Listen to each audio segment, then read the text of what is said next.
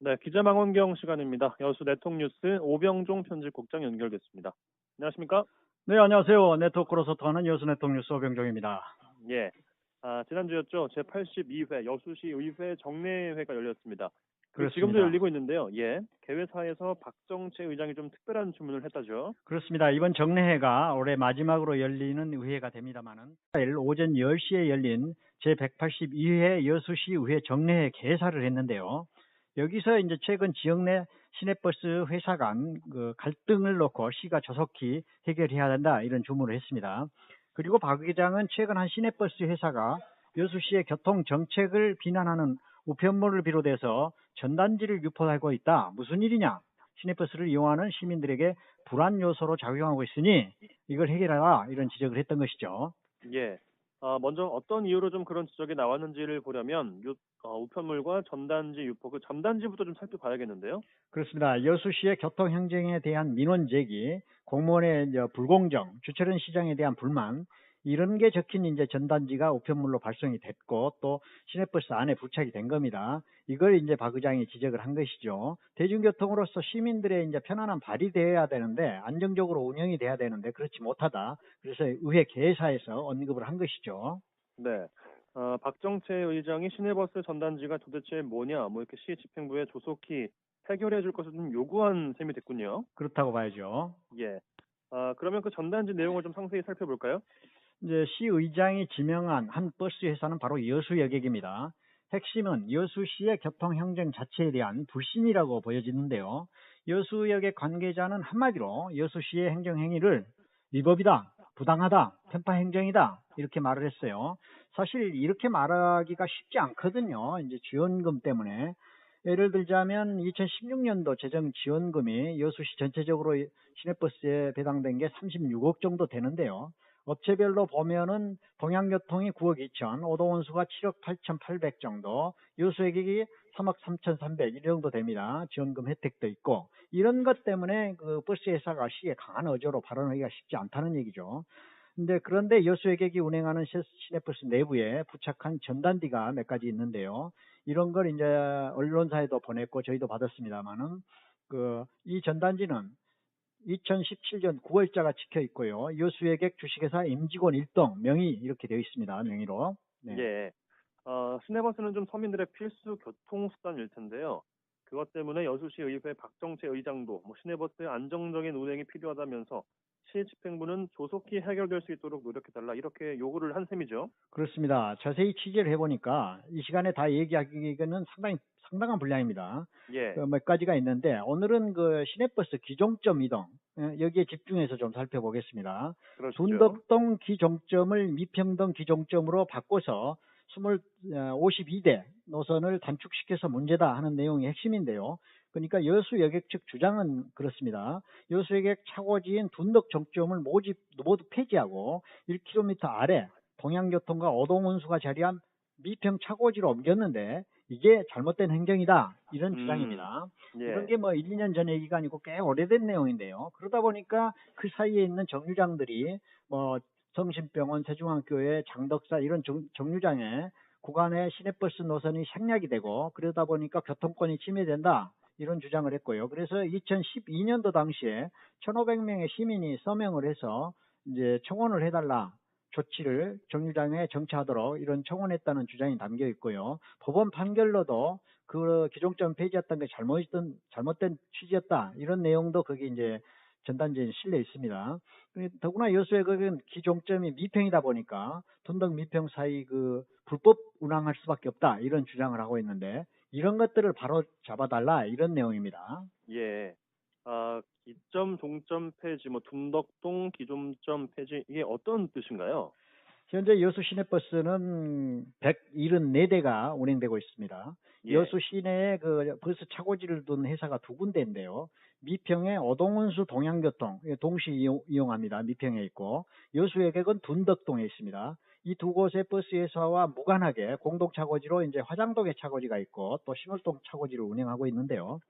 이제 시내버스 회사와 지역적으로 관련이 없는 차고지, 뭐 신월동, 예, 신설대 차고지거든요. 여수공장 아래 그 바닷가 쪽에 있는데 거기가 예. 45대 최근에 신설이 됐고요. 화장동에 26대, 그리고 이제 미평동, 그러니까 오동원수와 동양교통이 동시에 쓰고 있는 여기에는 이제 97대, 97대가 기종점으로 돼 있고, 둔덕동, 거기 여수역 차고지죠. 여기는 기종점하러 하는 차가 6대에 불과합니다.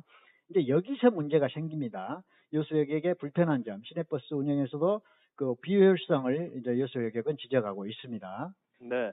말씀하신 것처럼 여수역의 시내버스가 좀 상당히 되죠. 그런데 그렇습니다. 거기 기종점은 6대 거기에 대한 불만이 있는 건가요? 그렇다고 봐야죠. 여수역의 측 주장은 이 회사의 본사 차고지는 기종점이 어느 순간에 제로가 돼버렸다.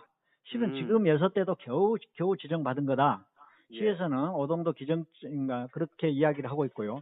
시에서는 그게 아니다. 오동도 기점의 차고지를 없어진 데 따라서 회사별 배분으로 그때 당시 오동도 기점이 이제 20대였었는데 오동도가 이제 거기 카예블카 주차장 생기면서 없어졌지 않습니까? 거기서 20대를 나눠서 정상적으로 행정 절차를 진행했다 이겁니다. 이 부분 여수의객 주장은 대부분 틀린 내용을 근거로 하고 있다. 그래서 시에서는 그 주장들을 일축하고 있는데요.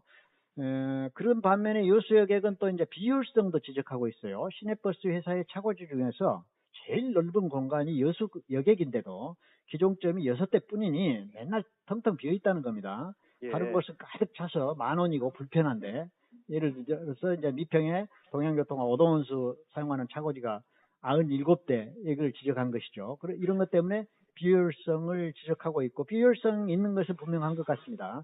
그리고 시 관계자도 차고지 중에서 여수 여객이 있는 둔덕동 차고지가 제일 넓은 편에 속한다, 이런 것은 인정하고 있었습니다. 네. 그럼 왜 이런 불만이 좀 나오도록 했을까가 좀 궁금한데요. 시는 어떤 타당성이 있기 때문에 그런 교통 행정을 펼쳤을 테고요.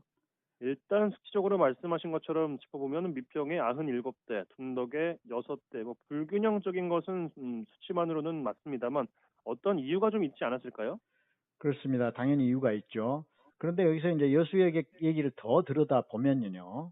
이제 시의 제안에 대해서도 이해할 수 없는 일이 있었다. 어떤 제안을 했나 봅니다. 항의를 하니까. 예. 그래서 여기 전단지에 나온 것은 2015년도 6월에 시교통과에서 여수여객 요구대로 여수여객 차고지로 기종점을 환원해 줄 테니 그 대신 동양교통이나 오동원수 둔덕기점을 준수하지 않더라도 문제 삼지 않겠다, 이런 서면 약속을 여수여객 측에서 동양교통 측으로 공증하라, 이런 제안을 했다는 겁니다. 당시 예. 여수여객은 거절을 했고 결국 환원되지 않았다고 이제 거기에는 적혀 있는데요.